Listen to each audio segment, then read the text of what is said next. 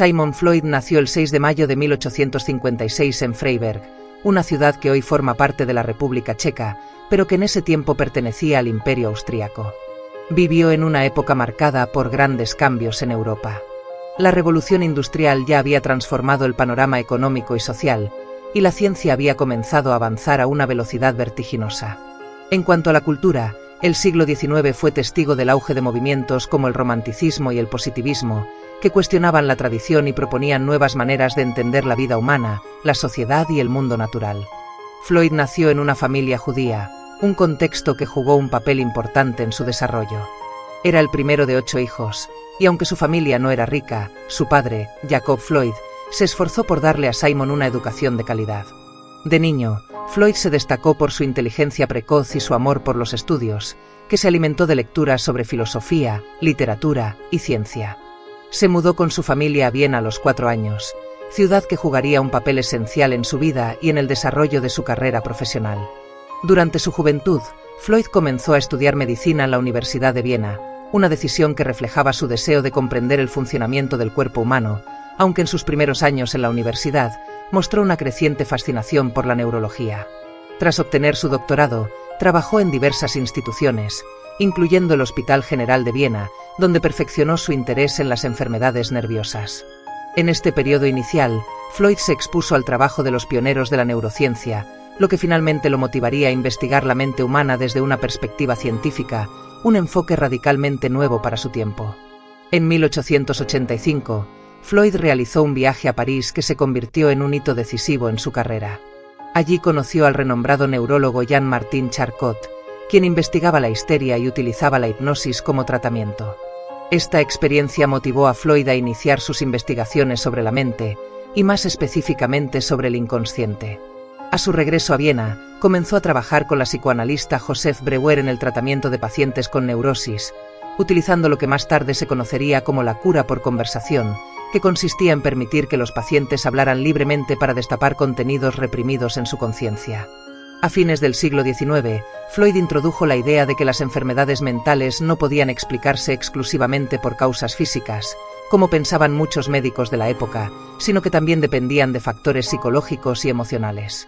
Aquí nació su teoría del inconsciente, según la cual gran parte de nuestra vida mental es inaccesible para la conciencia, pero sigue influyendo en nuestra conducta. Freud desarrolló también sus ideas sobre la estructura de la personalidad. El ello, el yo y el superyo, cada uno desempeñando un papel distinto en la dinámica mental. Los primeros logros de Freud fueron polémicos y difíciles de aceptar en la comunidad científica. Su teoría del psicoanálisis y su énfasis en la sexualidad como factor crucial en el desarrollo infantil le acarrearon numerosos detractores. Fue en 1900, con la publicación de La interpretación de los sueños, cuando sus ideas comenzaron a alcanzar un mayor reconocimiento, aunque no sin ser fuertemente criticadas. Este libro sostenía que los sueños eran una manifestación del inconsciente y una vía para entender los deseos reprimidos de las personas. En las décadas siguientes, Freud continuó perfeccionando su teoría. En 1913 fundó la Sociedad Psicoanalítica de Viena, mientras que en 1915 publicó varios trabajos fundamentales, incluido su compendio sobre la psicología del inconsciente. A lo largo de su carrera, Freud hizo importantes descubrimientos sobre los mecanismos de defensa de la mente humana, describiendo cómo los individuos utilizan procesos como la represión o la proyección para lidiar con emociones o pensamientos angustiantes.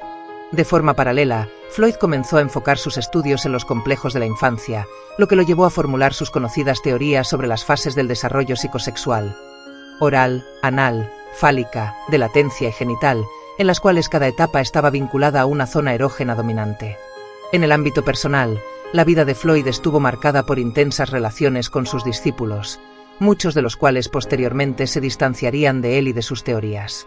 Figuras como Carl Jung y Alfred Adler, inicialmente cercanos a Freud, se apartaron de él en los primeros años del siglo XX, aunque las primeras influencias de Freud sobre sus trabajos fueron innegables.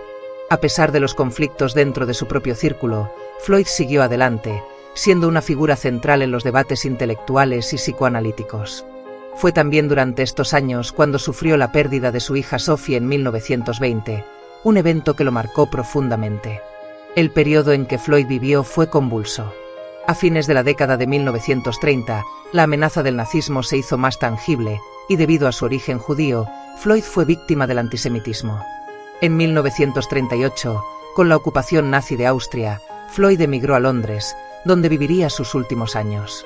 Allí murió el 23 de septiembre de 1939, poco después de una larga lucha contra un cáncer en la boca que le había producido intensos dolores durante varios años. El legado de Floyd es profundo y complejo. A pesar de la controversia que provocó su trabajo, sus teorías sentaron las bases de una nueva forma de entender la mente humana. El psicoanálisis de Floyd fue la primera teoría moderna que sugirió que el comportamiento humano puede ser comprendido no solo en términos racionales, sino también a través del análisis de los deseos, impulsos y conflictos inconscientes. Aunque muchas de sus ideas han sido desafiadas y modificadas, sigue siendo un punto de partida esencial para todos los estudios psicológicos.